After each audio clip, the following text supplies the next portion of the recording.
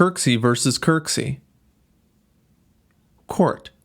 This case was decided by the Supreme Court of Alabama in 1845.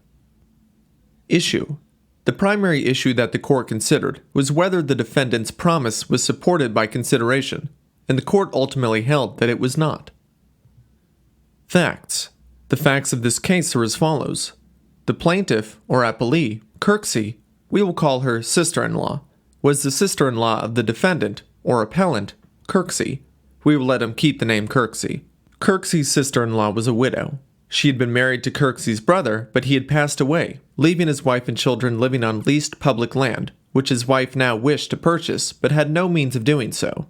Kirksey lived about 60 to 70 miles from his sister-in-law, and wrote her a letter inviting her to come live on his property, so that she had a suitable place to raise her family. In reliance on this invitation, the sister-in-law abandoned her land and moved herself and her children to Kirksey's property. Kirksey put her and her children up in a very comfortable house and gave her a plot of land to cultivate for a period of 2 years.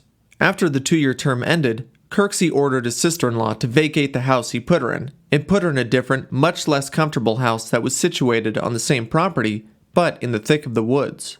Soon after this, Kirksey ordered his sister-in-law to leave the house in the woods as well, and did not offer her any other place to go. Kirksey's sister-in-law then sued him, arguing that they had entered into a sort of contract which entitled her to stay on his property with her children. Again, the issue here is that if that purported contract was supported by any kind of consideration, the trial court held that it was, and awarded the sister-in-law $200 in damages. Kirksey then appealed, mainly arguing that there is some dispute as to the facts of the case which led to that judgment.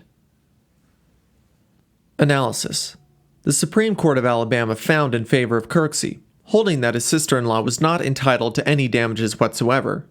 The court reasoned that the contract absolutely lacked consideration and was merely a gratuity. There was no bargain for exchange. Rather, Kirksey had simply felt bad for his sister-in-law and offered her a hand up for an unspecified amount of time. Though the dissent argued that the sister-in-law did provide consideration, mainly in that she suffered a loss and inconvenience to have to move her family almost 70 miles to Kirksey's property, the majority is unconvinced, and ultimately held that there had been no bargain for exchange. Because the agreement was not supported by consideration, it is not binding in any way. Therefore, Kirksey had every right to move his sister-in-law from a comfortable home to a not-so-comfortable home, and then to ultimately order her to leave the property entirely, and she is not entitled to any compensation as a result of his choice to do just that. It is important to note here that this case was decided in the 1800s, long before the doctrine of promissory estoppel took effect. With this being said, if this case were decided today, there would be a very strong argument for application of that doctrine. But here, the Supreme Court of Alabama reversed the holding of the lower court and ruled in favor of Kirksey. Rule to remember.